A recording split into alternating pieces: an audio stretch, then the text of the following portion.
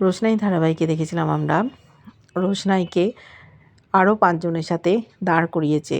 বিচারকরা result ঘোষণা করবেন, কিন্তু ওর বাবা যে গুরুজি তিনি বলছেন মনে মনে যে এই মেয়েকে তো উঁচুতে উঠতে দেওয়া যাবে না। আর সেই ছেলেটা কোথায় গেল, অর্থাৎ আরণ্য। শুনেছিলাম সুরঙ্গমার মেয়ের সাথে বিয়ে হয়ে গেছে, কি তাহলে একা এসছে? চিন্তা করছে যে আরণ্যক ভয় দেখিয়েছিল, যে চিঠিতে ওর মা লিখেছিল ওর বাবার পরিচয়, অর্থাৎ উনি ওর বাবা। ভয়ে ভয়ে আছেন যে তাহলে কি হবে।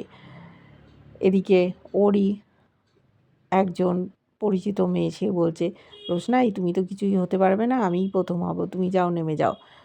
কিন্তু তখনও রেজাল্ট ঘোষণা করা হয়নি। ও মুখটা চুন করে দাঁড়িয়ে আছে। যে গুরুজি নাচ শিখিয়েছে তিনি খুব আনন্দিত রোশনাইকে দেখে।